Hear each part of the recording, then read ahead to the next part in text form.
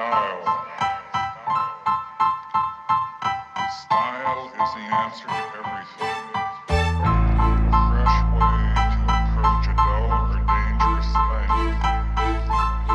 To do a dangerous thing with style is what I call art.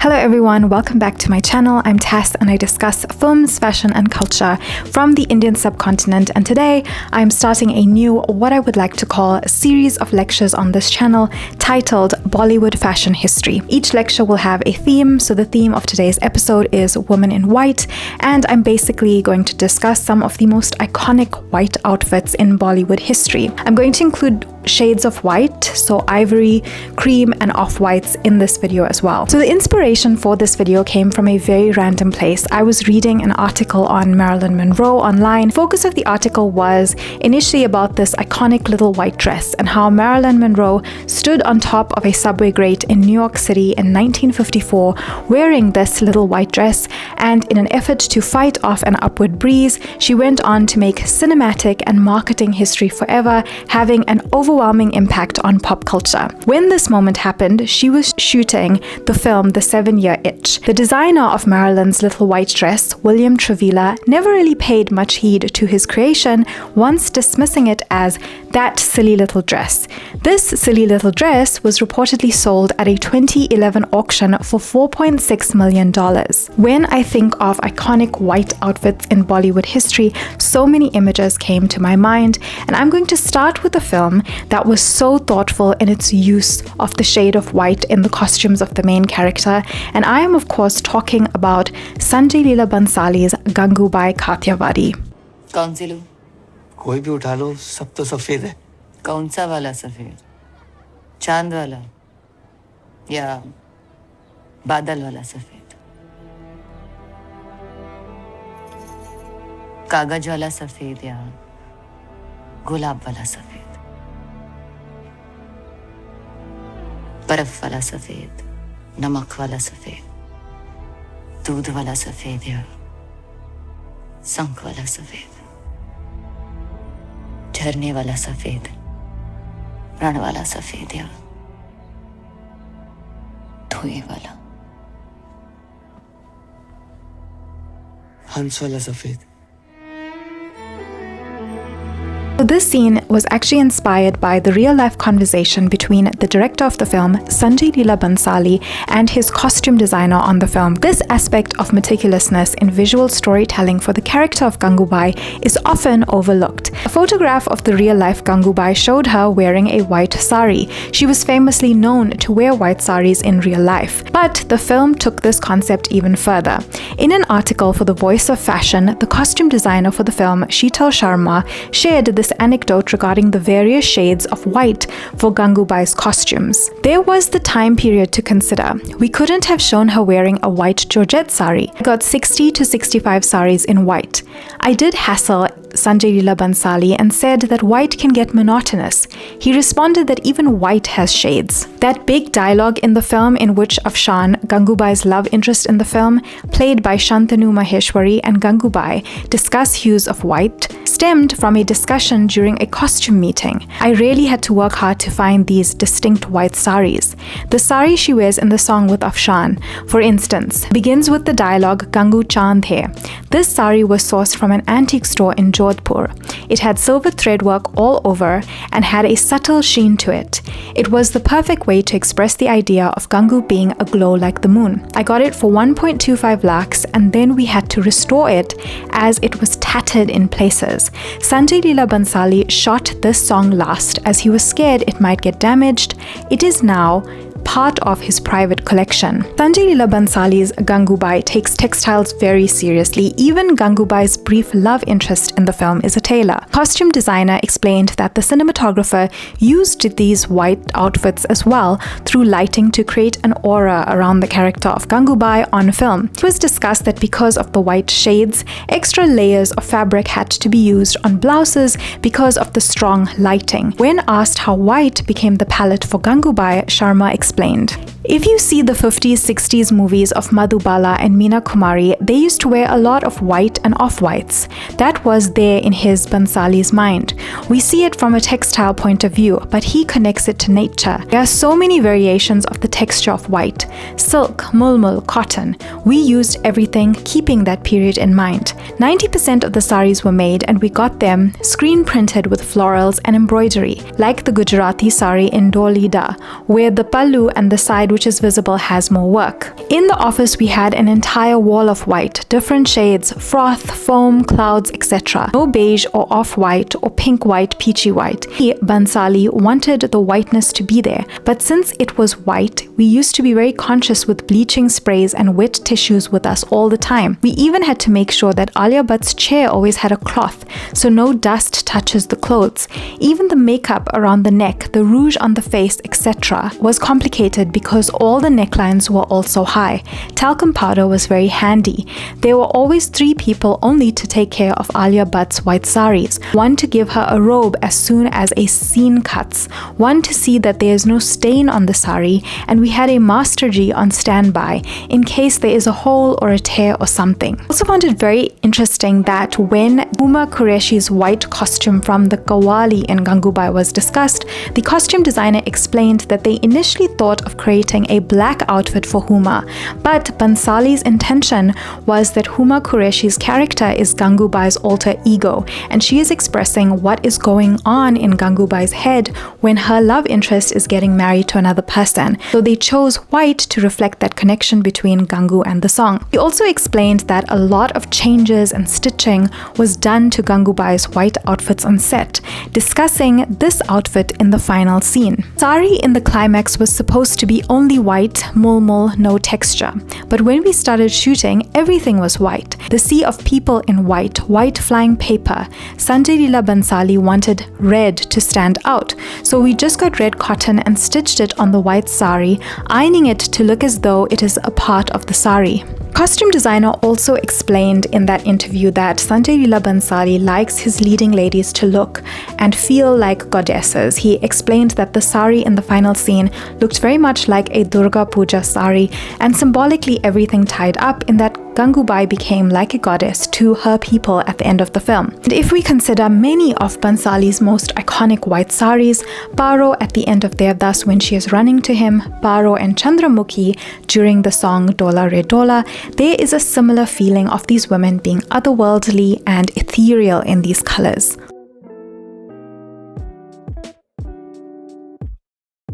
Bollywood movies in color found popularity in the late 1950s and 1960s and then never looked back. The 1964 film Sangam, the first film produced in color by Raj Kapoor, Vijayanthimala wore a white and red Bengali style sari that stood out mainly for its simplicity. Her costumes were designed by the legendary Indian costume designer Banu Athaya. In her book The Art of Costume Design, Athaya said, "Raj Saab, meaning Raj Kapoor, gave me an idea of the character Vijayanthimala was to play. He has to be modern, educated and spirited. Young girl, born and brought up in the city. My brief was to make her look elegant, which I achieved by mostly dressing her in white." In 1972, after the tragic death of its lead heroine shortly after the film's release, Pakiza became a major hit. This was Meena Kumari's final film, but what made this film even more meaningful to her legacy is that Meena Kumari was her own costume designer for this film. The white ensemble in the wedding song, where she played the lovelorn Tawayef Sahibjan forced to perform at the wedding of her former lover, was styled with long silver nails, a nude lip and jewels to to match. The 70s brought many white-hot looks to Hindi cinema. In 1973, the song Chura Liya Hai from the film Yadon Ki Barat brought Zeenat Aman to the center stage in a white palazzo jumpsuit with a black choker.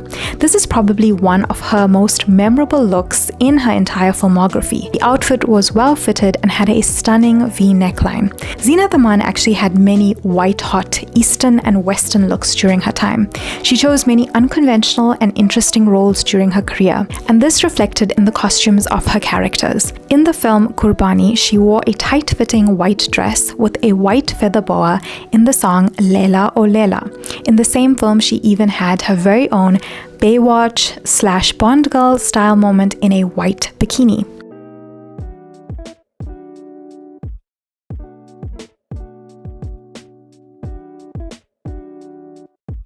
But it is in the film Satyam Shivam Sundaram that Zeenat Aman brings to life some of the coolest and sexiest white outfits in Bollywood history. In this Raj Kapoor film, she plays Rupa, costume designer for the film.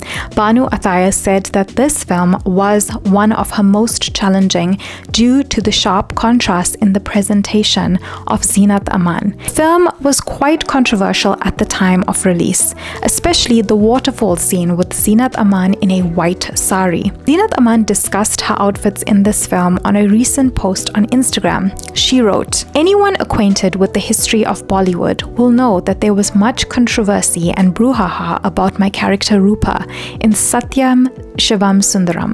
I was always quite amused by the accusations of obscenity, as I did not and do not find anything obscene about the human body. I am a director's actor, and these looks were part of my job. Rupa's sensuality was not the crux of the plot, but a part of it. As it is, the set is not even remotely a sensual space. Every move is choreographed, rehearsed, and performed in front of dozens of crew members." So Raj Kapoor developed this style in which his leading ladies wore white saris, especially near waterfalls. The wet sari had become a unique way to portray sensuality, since censor boards in India always had a very conservative take on showing women's skin. While some criticized this scene in the film as merely trying to titillate, it was clearly a very artful way of exploring a woman's sensual side. Nandini Bala, the editor of Cosmopolitan India, observed, "The white sari, of course, plays a crucial role here, adding innocence to the scene. A garment and color considered chaste, feminine, and traditional, allowing spectators both in theatre and in film to view these women as accidentally sensual instead of willfully arousing." Another Raj Kapoor film followed a similar formula.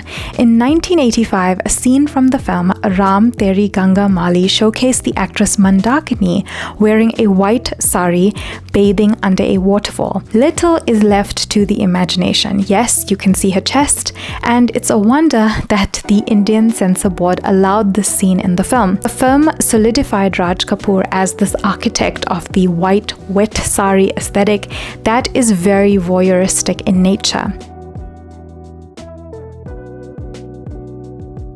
I cannot talk about sexy white outfits in Bollywood history without discussing Helen in the 1978 film Dawn. In the song Ye Mera Dil, Helen wore a low-cut white top with a skirt with long slits. There were also red stone embellishments on this outfit. Another very popular white outfit that you guys sent through to me when I asked you about this topic on Instagram was Moushmi Chatterjee in the 1974 song O Hansini.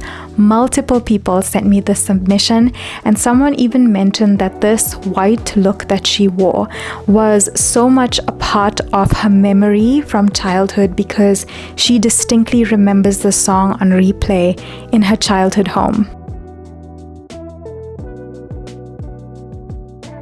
In the book Rekha, The Untold Story by Yasir Usman, the writer details that Rekha was the director's only choice for the role in this film because of her talent and her eyes. The director reportedly said that a striking feature of Rekha is that which draws from her past. Her eyes conveyed the experience of having been broken and then having pulled herself together. Life shakes up people, and if they have an artist within them, then he or she gets more polished in the process. Rekha is a living example of this. Rao Jan was set during the decadent 1840s when the Vaif culture flourished at the Awadh court. Rekha brought the character to life. The director, Muzaffar Ali, was very involved in choosing the costumes for his leading lady.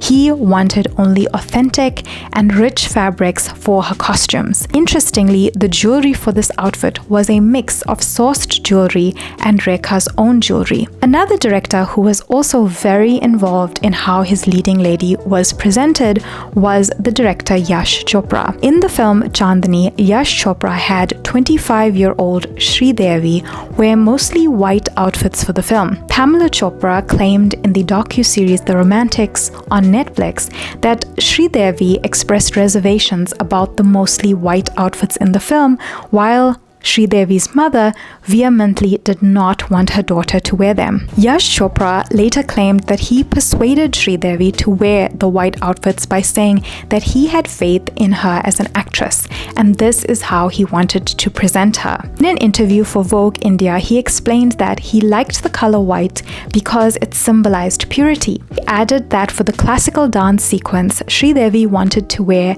the outfit in a peach color, but he wanted white.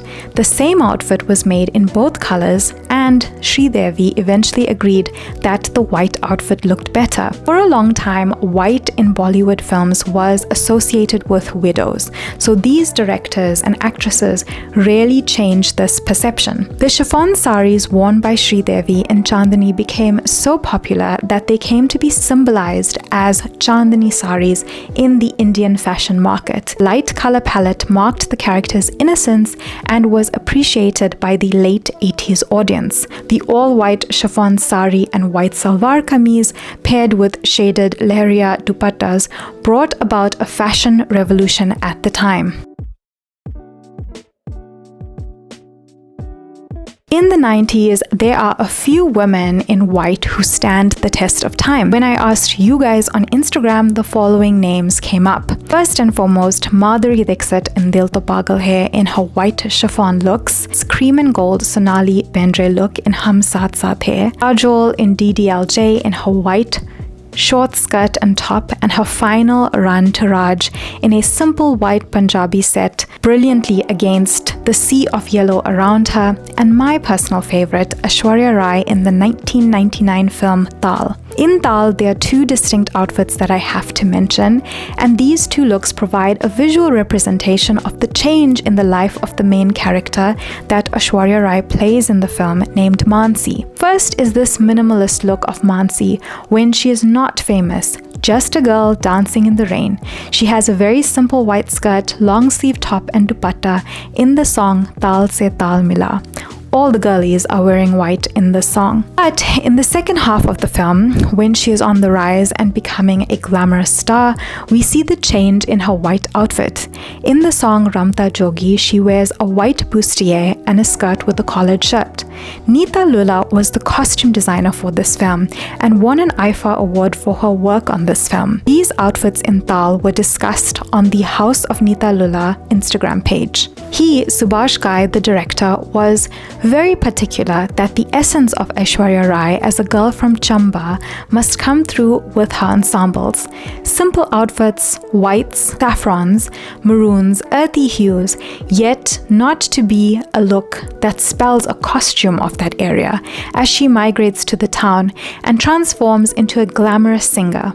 He wanted me to go all out with jewelry and outfits. First transformation of Aishwarya Rai is seen in the song Ramta Jogi, a difficult one though, as it had to look simple, bringing out the essence of her rustic background, yet making it sensual and contemporary. We made this outfit in ivory satin, a sarong skirt that looked like a lungi drape, with a bustier and a shirt worn over the dress. It was made in a day.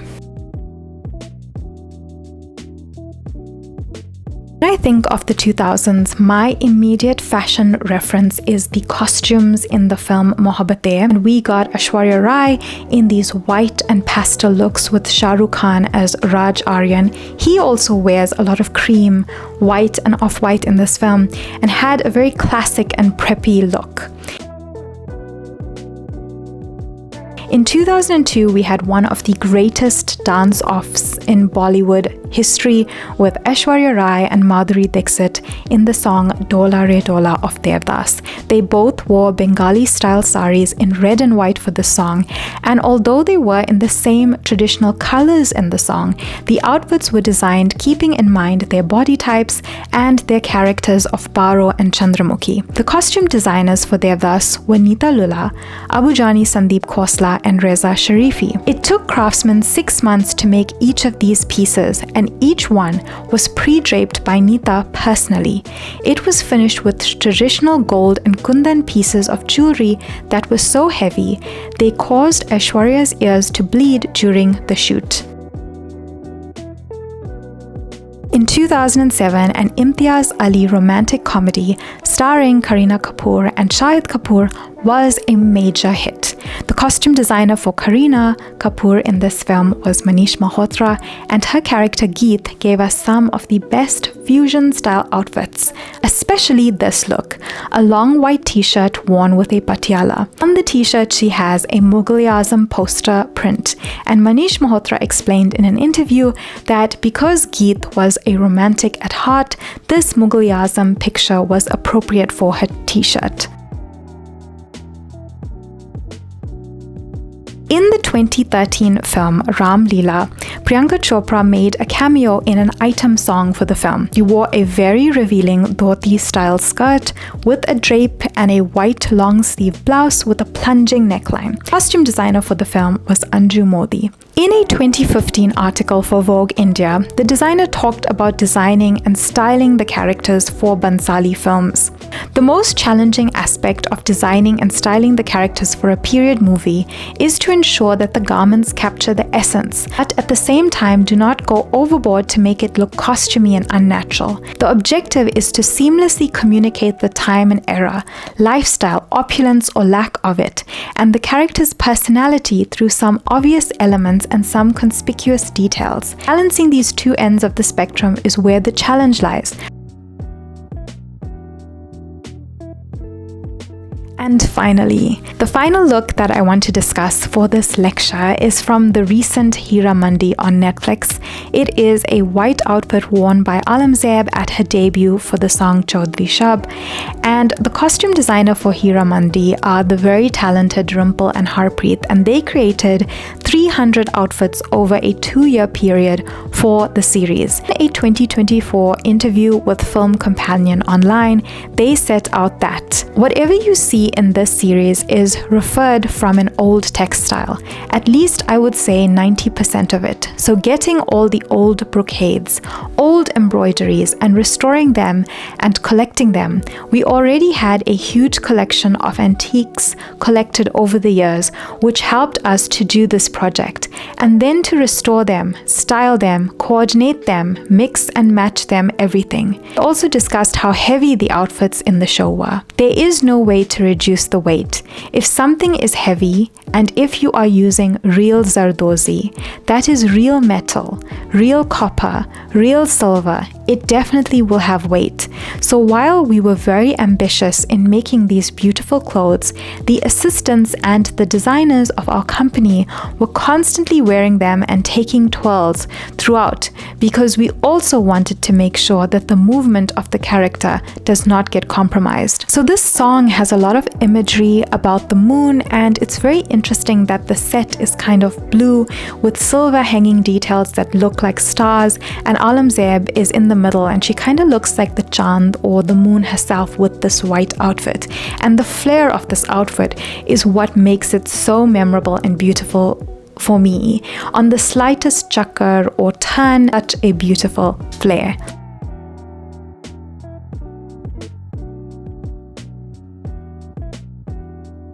Let me know your favorite woman in white in Bollywood history in the comments below. And if I did not include an outfit that is your personal favorite, let me know in the comments below. Also, I want you to tell me your rating of the top 3 most memorable white outfits in Bollywood history, which is at number 1. And it's difficult for me really to choose a favorite, but I do love everything about Gangubai and the thought process behind her white outfits. Anyway, hope you guys enjoyed this video and see you in the next lecture for Bollywood fashion history.